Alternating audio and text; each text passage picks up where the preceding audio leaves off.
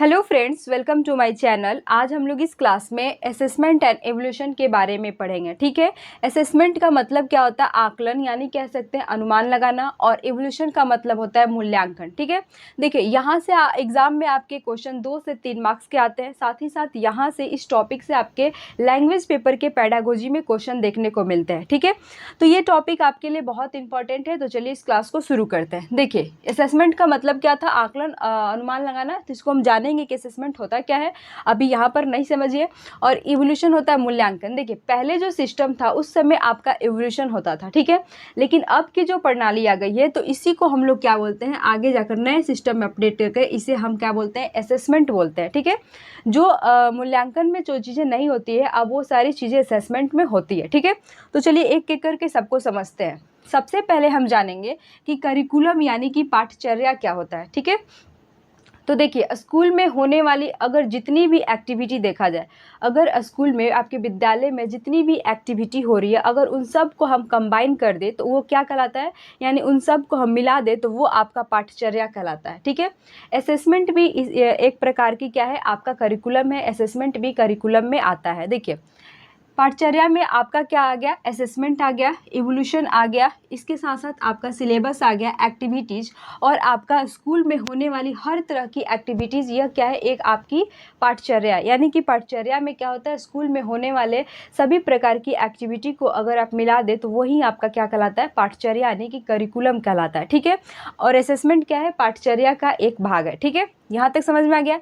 यहाँ पर बात करते हैं अब कि असेसमेंट होता क्या है। ठीक है। आकलन होता क्या है? तो देखिए, यहाँ कह रहा है कि किसी के बारे में जानकारी एकत्र करना, ये क्या कहलाता है, असेसमेंट कहलाता है। किसी के बारे में जानकारी एकत्र करना आपका असेसमेंट कहलाता है। और यह जानकारी कब आपको एकत्र करना है, तो टीचिंग लर्निंग प्रोसेस के दौरान, यानी कि पढ़ाई जब हो रही है तो उसी टाइम आपके बारे में कुछ भी चीज़ें एकत्र करना, कलेक्ट करना, ये क्या कहलाता है, असेसमेंट कहलाता है। यहाँ पर कह रहा है कि आकलन अधिगम को इम्प्रूव करने का एक तरीका है और बच्चों का कन्फ्यूजन को इसमें दूर किया जाता है। ठीक है। अब आकलन देखिए क्या है। आपने पढ़ा कि किसी के बारे में जानकारी एकत्र करना, किसके बारे में, तो हम बच्चों की बारे में जानकारी एकत्र करते हैं। कब एकत्र करते हैं, तो टीचिंग लर्निंग प्रोसेस के दौरान, जब आपकी पाठचर्या होती रहती है। ठीक है। जब बच्चे को हम पढ़ाते हैं, बच्चा हमसे सवाल पूछता है उस टाइम। ठीक है।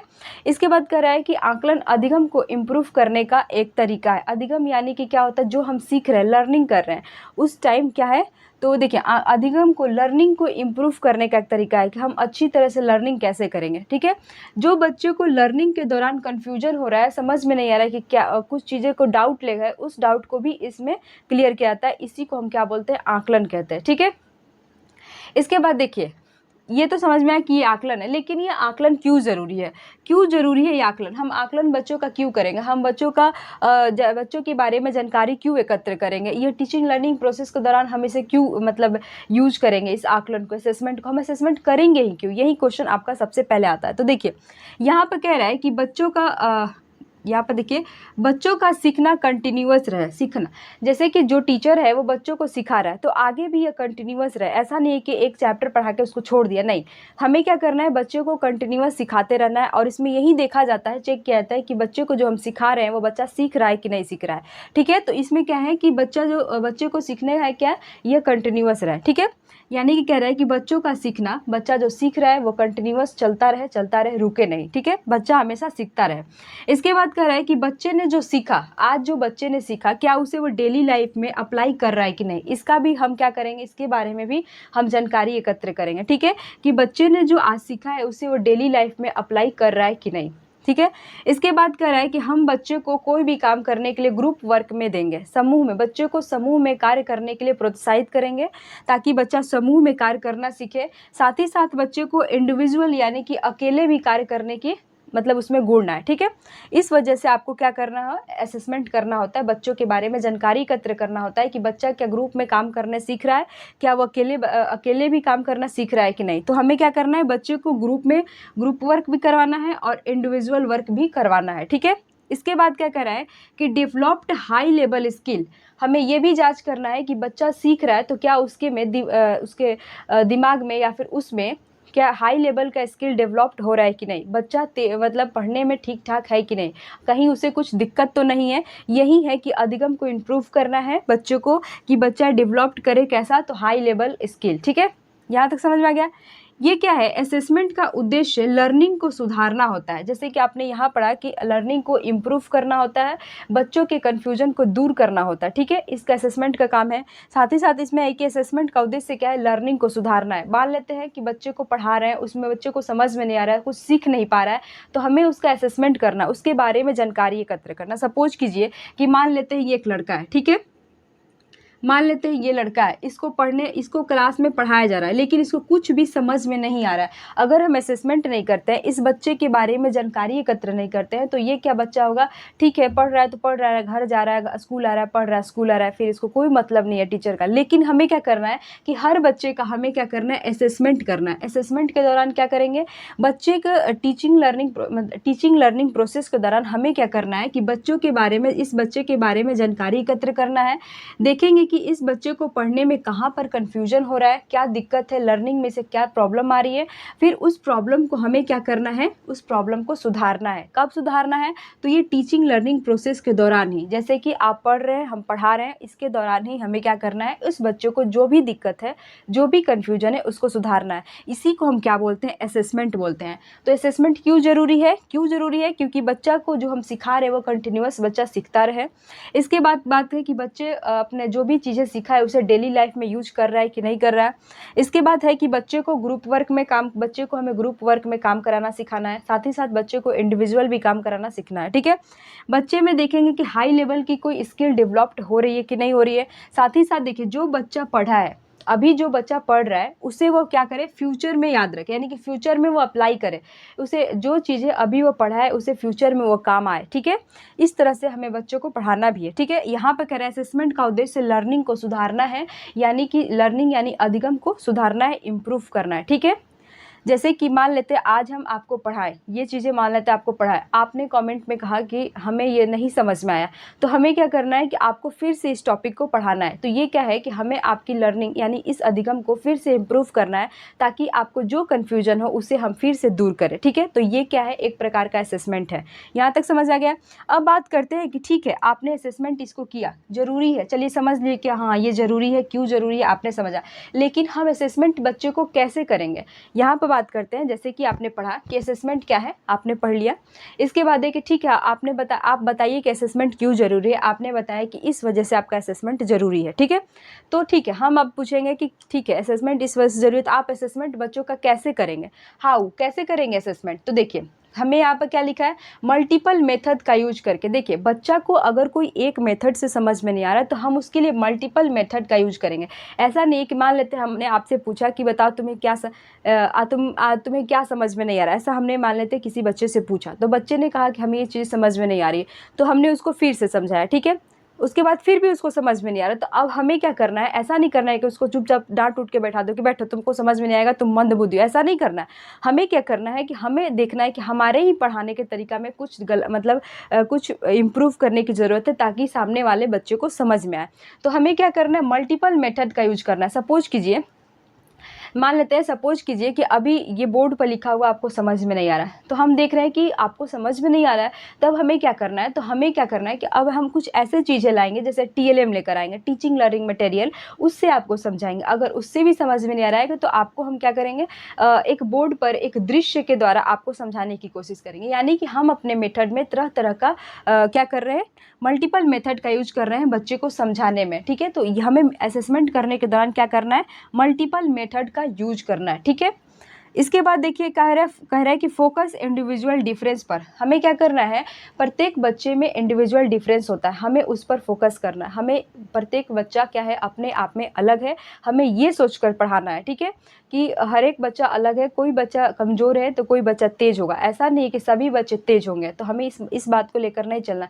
प्रत्येक बच्चा अपने आप में अलग होता है, सब में अलग करने की क्षमता होती है, इस बात पर हमें फोकस करना और सबको लेकर चलना है। ठीक है, तो हमें क्या करना है, इंडिविजुअल डिफरेंस पर क्या करना है, फोकस करना है। ठीक है, इसके बाद कह रहा है कि प्रोवाइड फीडबैक, मतलब हमें क्या करना है, आपको फीडबैक प्रोवाइड करना है। सपोज कीजिए कि हमने किसी बच्चे के बारे में कोई जानकारी एकत्र किया, ठीक है, कोई जानकारी एकत्र किया कि मान लेते हैं बच्चा क्या करता है कि जो इसको च लिखना है इसको य की तरह लिख रहा है, ठीक है, य की तरह च लिख रहा है। हमें इस बच्चे के बारे में मालूम चला, हमने इसकी जानकारी एकत्र की कि यह बच्चा च को य लिख रहा है या फिर य को च लिखता है, ठीक है, यानी कि कह सकते हैं कि च को य जैसा लिख रहा है, ऐसा कह सकते हैं। तो ठीक है, हमने इस बच्चे की जानकारी एकत्र की। तो अब ऐसा नहीं है कि हमें जानकारी आ गया बस इसको छोड़ दे, नहीं, हमें उस बच्चे को फीडबैक देना, हमें उस बच्चे को अपने पास बुलाना है, उसको इस बारे में फीडबैक देना है कि आप इस तरह से नहीं लिखे, च इस तरह से लिखा जाता है और य इस तरह से लिखा जाता है। हमें उस बच्चे को बताना है, यानी कि बच्चे को हमें फीडबैक देना है और फिर क्या करना है, उसको जो भी अधिगम यानी लर्निंग में दिक्कत आ रही है उसको फिर हम सुधारेंगे, ठीक है। तो ये क्या है, ये है आपका फीडबैक प्रोवाइड करना, ठीक है। तो हमें यहाँ पर क्या करना है कि हम जो भी बच्चों के बारे में जानकारी एकत्र कर रहे हैं उसको लेकर बच्चों को फीडबैक देना है, ताकि बच्चा क्या करे, उस चीज़ में वो सुधार लाए, ठीक है। और हमें भी क्या करना है कि उसकी लर्निंग में सुधार करना है। हमें जो फीडबैक मिला है, फीडबैक ले जाकर कॉपी किताब में रखकर या फिर फाइल बनाकर रखना नहीं है, हमें उस फीडबैक, हमें जो बच्चों के बारे में जानकारी मिली है उस फीडबैक को उस बच्चे को भी देना, मतलब उस बच्चे को भी बताना है कि तुम यहाँ गलती कर रहे हो, उसको उस गलती को हमें सुधारना है। तो इस तरह से हमें क्या करना है, इस तरह से हमें असेसमेंट करना है, ठीक है। अब बात होती है कि असेसमेंट के दौरान हमें क्या नहीं करना है, ठीक है, हमें असेसमेंट के दौरान क्या नहीं करना। तो देखिए, बच्चे की कभी लेबलिंग नहीं करनी है। लेबलिंग के बारे में समझिए। देखिए, लेवलिंग मतलब क्या होता है कि सपोज कीजिए कि मान लेते हैं आपके क्लास में 30 बच्चे हैं, उसमें से कुछ बच्चे तेज है, कुछ कमज़ोर है। तो जो बच्चा कमज़ोर है उसे क्या कहेंगे, ए कमज़ोर वाला किधर आ, ऐसे बुलाएंगे, नहीं, ए नकारा वाला किधर आ। तो ये क्या है, ये लेबलिंग है। और जो बच्चा तेज है उसे कैसे बुलाएंगे, उसे बुलाएंगे कि एकदम ये तेज है, कहेंगे ए तेज इधर आओ, ऐसे नहीं बुलाएंगे। या फिर कोई बच्चा सपोज कीजिए कि मान लेते हैं किसी के पेरेंट्स फादर रिक्शे वाले हैं, तो हमें क्या बुलाना, ए रिक्शा वाला लड़का इधर आओ। इस तरह से हमें बच्चों को लेबलिंग नहीं करनी है, क्योंकि इससे क्या होता है, बच्चों में निगेटिव फीलिंग आती है, बच्चे हतोत्साहित होते हैं। तो इस तरह से वो अपने आप पर आत्मविश्वास खो लेते हैं। तो हमें क्या करना है कि हमें बच्चों का कभी भी लेबलिंग नहीं करनी होती है, ठीक है। असेसमेंट के दौरान आप कभी भी बच्चों की लेबलिंग नहीं करेंगे। इसके बाद देखिए, कंपैरिजन क्या होता है। कंपैरिजन देखिए, हमें बच्चों की तुलना भी नहीं करना है। बच्चों की क्या करना है, तुलना नहीं करना है कि किसी बच्चे, कोई तेज बच्चा को बुला दो और कोई कमज़ोर को बुला दो और कमज़ोर से कहो कि देखो ये, इसको देखो, ये लड़का है, ये पढ़ने में कितना तेज है, तुम ऐसा बनोगे। इस तरह से कंपैरिजन नहीं करना है, क्योंकि आपको मालूम होना चाहिए कि हर बच्चे में इंडिविजुअल डिफरेंस पाया जाता है। हर बच्चा अपने अंदर कोई ना कोई अलग तरह की क्षमता लेकर पैदा होता है, कोई एक तरह का नहीं होता है। अगर कोई जो जुड़वा बच्चे भी जन्म लेते हैं ना, तो उनमें भी कुछ ना कुछ अलग होता है, यानी कि सब में क्या है, इंडिविजुअल डिफरेंस है। तो हमें इंडिविजुअल डिफरेंस को लेकर चलना है, हमें किसी भी बच्चे का कंपैरिजन नहीं करना है, ठीक है। कंपैरिजन, तुलना नहीं करनी है। इसके बाद देखिए, कंपटीशन की बात करते हैं। तो कंपटीशन को हमें बढ़ावा नहीं देना है, ठीक है। हमें कंपटीशन का क्या करना है, बढ़ावा नहीं देना। जैसे कि आप इसको ऐसे क्लास में समझते हैं। देखिए, आप देखिए ऐसे समझते हैं कि मान लेते हैं क्लास में आप लोग ही क्लास की बात करते हैं, क्लास में कुछ दोस्त है, समझ लीजिए, ऐसे समझते हैं कि क्लास में कुछ दोस्त है। अगर हम क्लास में जाकर कहें कि आज जो बच्चा फर्स्ट आएगा तो उसे ये इनाम मिलेगा, तो क्या हुआ, बहुत दोस्ती भी इस वजह से आपकी टूटती जाती है कि हम तेज होंगे, मेरा सबसे अच्छा होगा, हम अपने दोस्त को नहीं दिखाएंगे। या फिर कोई बच्चा कंपटीशन जीत गया तो बाकी बच्चे उससे जेलस फील करेंगे। जो बच्चा कंपटीशन जीता है वो बाकी बच्चों से बोलेगा नहीं, उसे अपने आप पर घमंड होगा।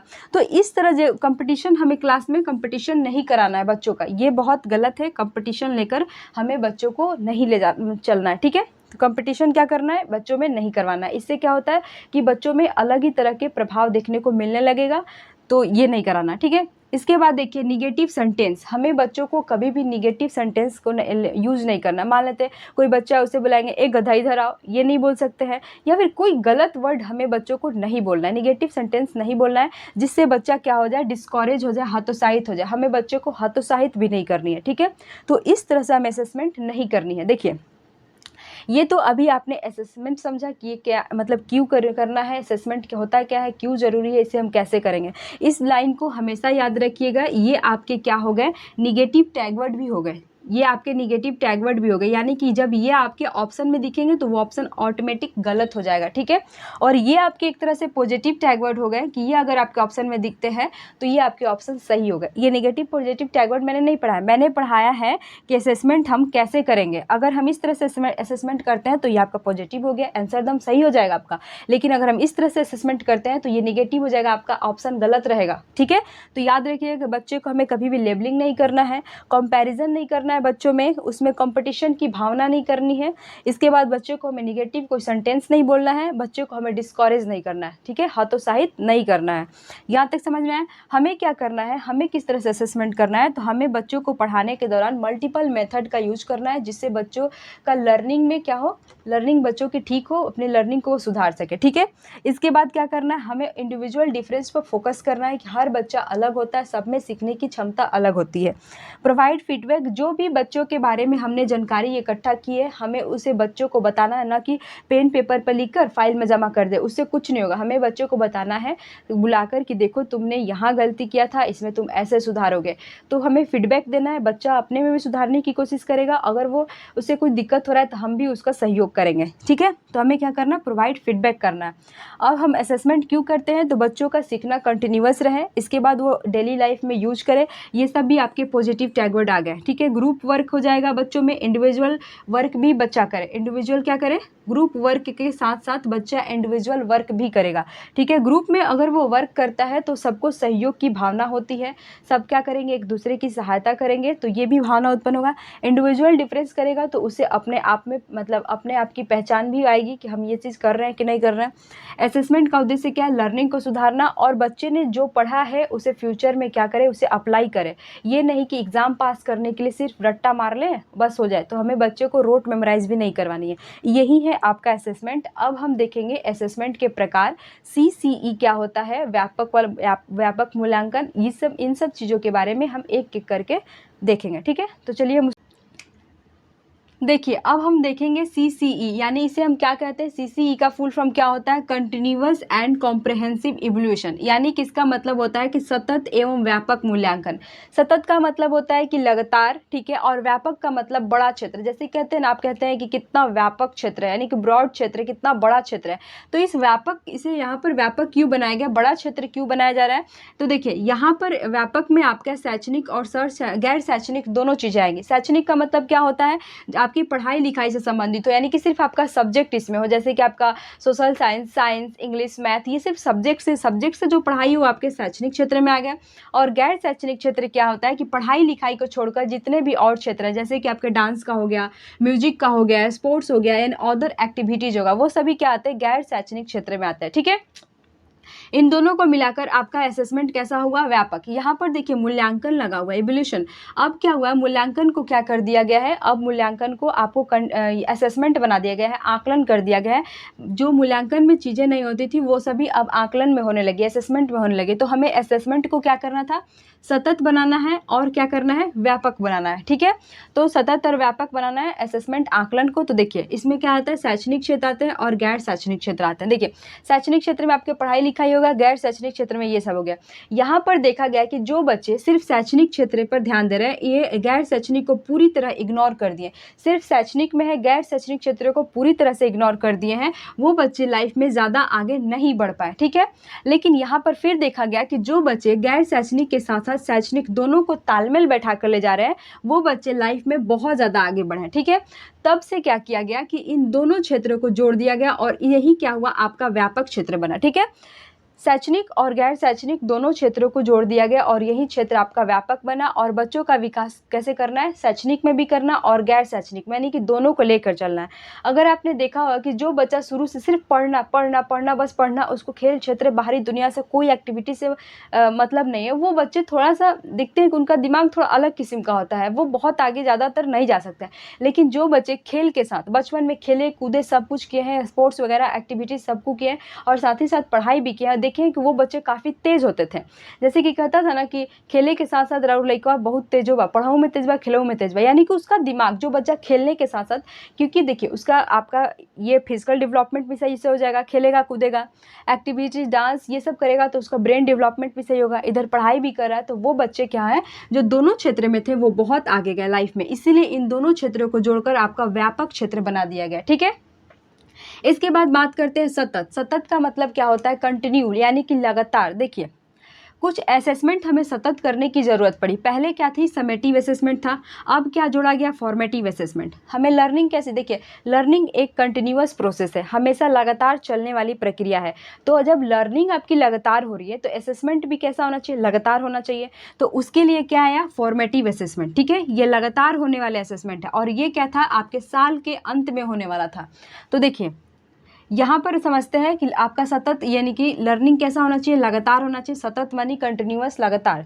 तो यहाँ पर आया आपका फॉर्मेटिव असेसमेंट, ये पहले था और ये अब आया। समेटिव असेसमेंट आपका पहले का था और ये आपका फॉर्मेटिव असेसमेंट नया है, क्योंकि लर्निंग क्या है, एक कंटिन्यूअस प्रोसेस है। और इसी तरह जब लर्निंग आपका कंटिन्यूअस हो रहा है तो भाई आपका आकलन भी तो कंटिन्यूअस होगा, तो इसीलिए फॉर्मेटिव असेसमेंट आया। अब यहाँ पर देखते हैं, यहाँ देखिए कंटिन्यूअस लिखा है। फॉर्मेटिव असेसमेंट कैसा असेसमेंट है, तो कंटिन्यूअस असेसमेंट है जो आपकी पढ़ाई के दौरान चलता है। सपोज कीजिए कि जैसे कि क्लास में पढ़ाई हो रही है, ठीक है, जो टीचर पढ़ा रहे हैं, अगर बच्चों को समझ में आया तो बच्चे क्वेश्चन पूछेंगे, सब ठीक ठाक है।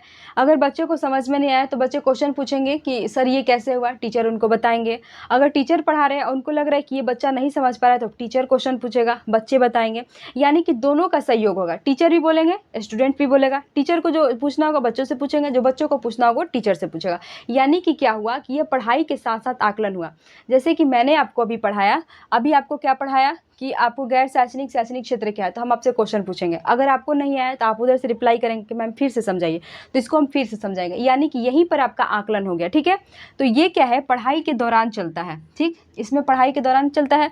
तो ये क्या है, ड्यूरिंग टीचिंग लर्निंग, यानी कि आपके पढ़ाई के दौरान ही चलता है, जो आप पढ़ रहे हैं उसी के दौरान पूछा पूछी हो जाता है। ठीक है, यहाँ पे कह रहा है इम्प्रूव टीचिंग लर्निंग। इसका उद्देश्य क्या होता है, फॉर्मेटिव असेसमेंट का उद्देश्य क्या है, टीचिंग लर्निंग को इम्प्रूव करना, यानी कि पढ़ने और सीखने के तरीकों को क्या करना, हमें और इम्प्रूव करना इसमें। ठीक है, इसमें देखिए अनलिमिटेड मेथड होता है, इसमें एक मेथड नहीं होता, अनलिमिटेड मेथड होता है। जैसे कि क्या होता है, प्रोजेक्ट मेथड हो जाएगा, प्रॉब्लम सॉल्विंग एक्टिविटीज़ हो जाएगी, आपकी ओरली क्वेश्चन हो जाएंगे, ऑब्जर्वेशन हो जाएंगे। ये सब क्या है, ये सभी आपके फॉर्मेटिव असेसमेंट में आ जाएंगे। ठीक है, ये देखिए सीबीएसई ने क्या कहा कि फॉर्मेटिव असेसमेंट की जितने भी एक्टिविटीज़ होंगी वो सभी क्या होंगी, ग्रुप में होंगी। ठीक है, सीबीएसई ने कहा कि फॉर्मेटिव असेसमेंट में जितने भी एक्टिविटीज़ होंगी वो कैसी होंगी, तो वो सभी ग्रुप में होंगी। ठीक है, अब समझते हैं कि फॉर्मेटिव असेसमेंट, एक बार फिर से समझते हैं क्या होता है। देखिए फॉर्मेटिव असेसमेंट आपके पढ़ाई के दौरान चलने वाली निरंतर प्रक्रिया है।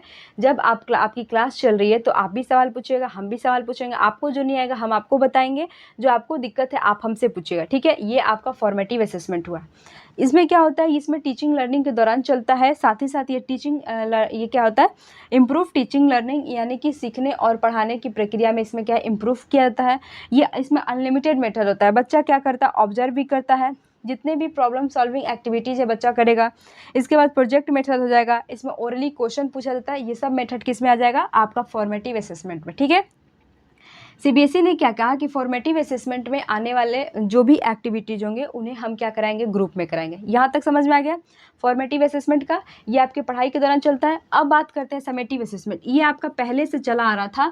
तो इससे क्या होता है कि इससे बच्चों की पढ़ाई डिस्टर्ब होती थी। देखिए इसमें क्या है, समेटिव असेसमेंट में ये साल के अंत में होता था। जैसे कि आप साल के अंत में एग्जाम देखते हैं ना, फरवरी मार्च में एग्जाम होता है साल के अंत में। जैसे कि आप 3rd क्लास से 4th क्लास में जाएंगे तो साल के अंत में एग्जाम होता था, ये वही एग्जाम था। ठीक है, यानी कि साल भर टीचर आपको पढ़ाया, टीचर ने आपका कुछ नहीं किया कि आपको आ रहा है कि नहीं आ रहा है, आप कितने पढ़ने में तेज हुए हैं, कितने नहीं हुए, आपने कुछ सीखा, इससे कोई मतलब नहीं। बस साल के अंत में एक एग्ज़ाम लेना था, एग्ज़ाम बच्चा पास किया तो क्लास में ऊपर जाएगा, एग्ज़ाम फेल किया तो उसी क्लास में रह जाएगा।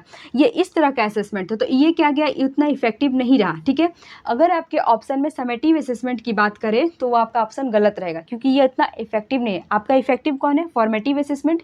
इससे बच्चों की क्या होता है, लर्निंग बढ़ेगी। जहाँ बच्चों की दिक्कत आएगी फॉर्मेटिव असेसमेंट में सुधार दिया जाएगा, फिर बच्चा क्या हो जाएगा, आगे बढ़ जाएगा। उसको जो भी दिक्कत हो बस पढ़ाई के दौरान सॉल्व कर देना था। लेकिन समेटिव असेसमेंट ये साल के अंत में था, बीच में एक साल किसी को कुछ मतलब नहीं था बच्चा ने क्या सीखा, बच्चे को कहाँ दिक्कत है, बच्चे को क्या समझ में नहीं आया, कुछ मतलब नहीं। बस टीचर आया, पढ़ाया, चला गया, और बस साल के अंत में ये आपका एग्जाम हो जाता था। यही इसका क्या नाम था, समेटिव असेसमेंट। ठीक है, देखिए end of teaching learning process, यानी कि टीचिंग जो पढ़ाई होता था, पढ़ाई खत्म हो जाने के बाद का ये प्रक्रिया था। ठीक है, अंत में ये प्रोसेस होता था। समझ में आया, याद रखिएगा end of teaching learning process, यानी कि क्या है, पढ़ने और सीखने के लास्ट में ये ये प्रोसेस होता था, आकलन होता था, तो इसे हम समेटिव असेसमेंट कहते हैं। इसमें देखिए, इसमें इसमें जजमेंट किया जाता था किसको, टीचिंग लर्निंग को, यानी कि टीचर ने बच्चे को क्या क्या चीज़ें पढ़ा दी और बच्चे ने क्या क्या चीज़ें सीखी, बस इसमें इतना ही मतलब कि बच्चे को क्या क्या चीज़ें आता है और टीचर ने कौन कौन चीज़ें पढ़ाई, बस इसको यही जज करना था कि टीचर ने अपना सिलेबस पूरा कर दिया, बच्चे ने सीखा या नहीं सीखा उसे कोई मतलब नहीं है, बच्चे को कितना आया, बस यही है। ये इसमें क्या होता है, जज किया जाता था टीचर को, टीचिंग को और बच्चे के सीखने के, ठीक है, बस इसमें जज। लेकिन इसमें क्या होता था, इसमें बच्चे को टीचिंग लर्निंग प्रोसेस को क्या किया था, इम्प्रूव किया जाता था, जबकि इसमें क्या किया था, सिर्फ जजमेंट किया जाता था, ठीक है, जज किया जाता था। यहाँ पर देखिए, यहाँ पर कह रहा है कि लिमिटेड मेथड होता है। लिमिटेड मेथड में क्या होता था, सिर्फ और पेपर और पेंसिल, पेन पेपर टेस्ट होता था। पेन पेपर टेस्ट मतलब जैसे कि साल के अंत में आपको एक क्वेश्चन मिल जाता था, आपको एक पेपर मिल जाता था, आप क्वेश्चन देखिए, सॉल्व करिए और उसके बाद अगर आपने अच्छा नंबर लाया तो आप अगले क्लास में जाएंगे, आपने अच्छा नंबर नहीं आया तो आप उसी क्लास में रह जाएंगे। बस क्या था, इसमें एक ही मेथड था, इसका आकलन सिर्फ एक मेथड द्वारा होता था जिसका नाम था पेन पेपर टेस्ट, और इसका आकलन इतने सारे मतलब एक्टिविटीज़ के द्वारा होता था, ठीक है। यहाँ पर बात करते हैं कि यहाँ पर क्या था कि समेटिव असेसमेंट में जितने भी एक्टिविटीज होता था वो क्या था, इंडिविजुअल एक्टिविटी था, बच्चा ग्रुप में नहीं करता था, इसमें स्वयं करता था, तो वो क्या होता है, बच्चे ज़्यादा इम्प्रूव नहीं कर पाए। लेकिन अगर आप कोई एक्टिविटी ग्रुप में कराएंगे तो बच्चे को क्या होता है, एक सहयोग की भावना हो जाएगी, सबको लेकर चलने के साथ में सबको हेल्प करने की भावना आएगी। लेकिन इसमें ऐसा कुछ नहीं था समेटिव असेसमेंट में, ठीक है। तो यहाँ समझ में आया कि समेटिव असेसमेंट किसे कहते हैं, फॉर्मेटिव किसे कहते हैं। समेटिव असेसमेंट साल के अंत में होता है, फॉर्मेटिव असेसमेंट आपके पढ़ाई के दौरान होता है। समेटिव असेसमेंट में बस ये देखा जाता था कि टीचर ने अपना सिलेबस पूरा करा दिया, बच्चे ने क्या सीखा इससे कोई मतलब नहीं है, बस बच्चा ने इतना जान लिया ठीक ठाक है, बस इसको जजमेंट किया जाता था। इसके बाद है पर इसमें फॉर्मेटिव असेसमेंट में क्या था कि इसमें टीचिंग लर्निंग में जो इम्प्रूव होता था, पढ़ाने सीखने के और भी नए नए तरीके आते थे फॉर्मेटिव असेसमेंट में। देखिए, समेटिव असेसमेंट में आपका लिमिटेड मेथड था, बस पेन टेस्ट था, बस पेन पेपर दे दो, बच्चे ने टेस्ट दे दिया, बस हो गया इनका, वो भी साल के अंत में।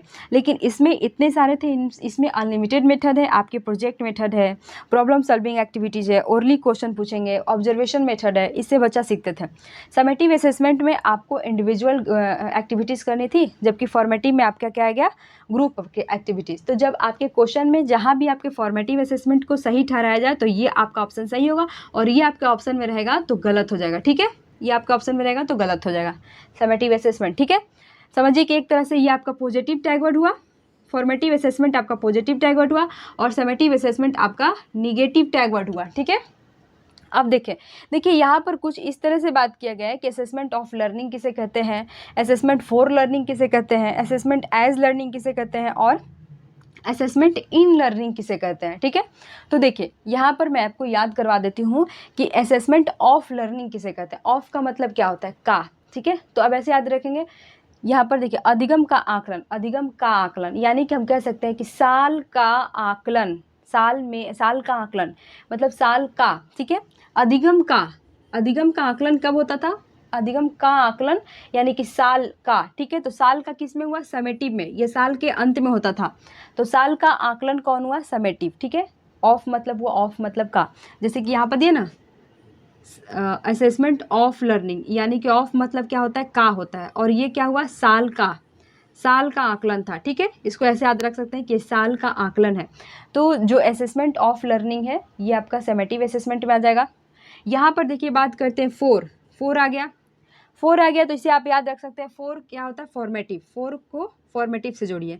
अधिगम के लिए आकलन ये आपका किस में आ गया, फॉर्मेटिव असेसमेंट आ गया, ठीक है।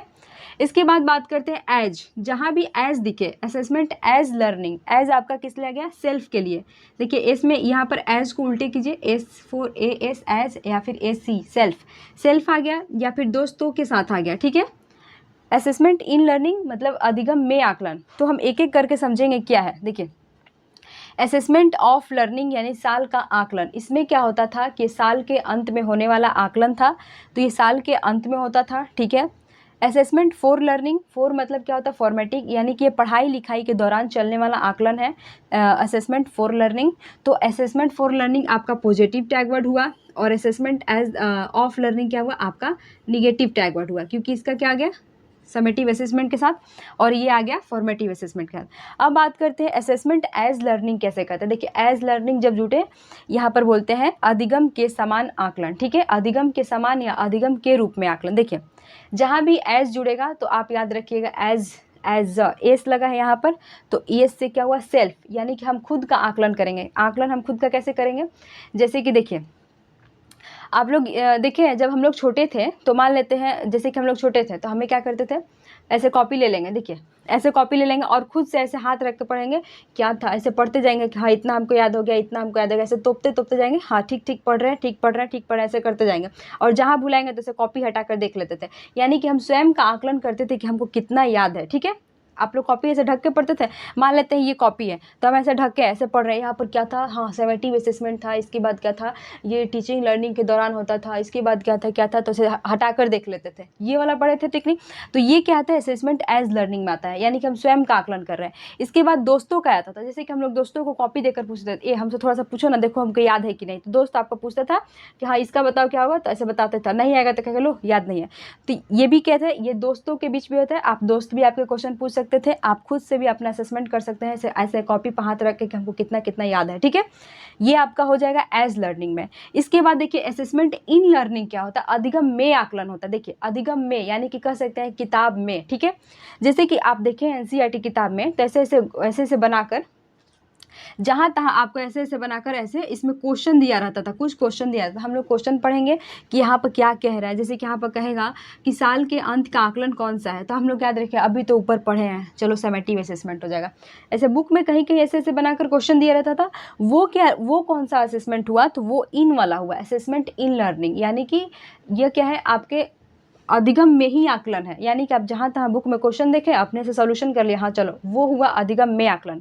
और एज हुआ क्या, जो आप कॉपी ढककर ऐसे ऐसे पढ़ कर नीचे नीचे आ रहे हैं वो एज में हुआ। अगर आपका दोस्त आपसे क्वेश्चन ऐसे कॉपी लेकर पूछता है वो क्या हुआ, वो भी एज में हुआ।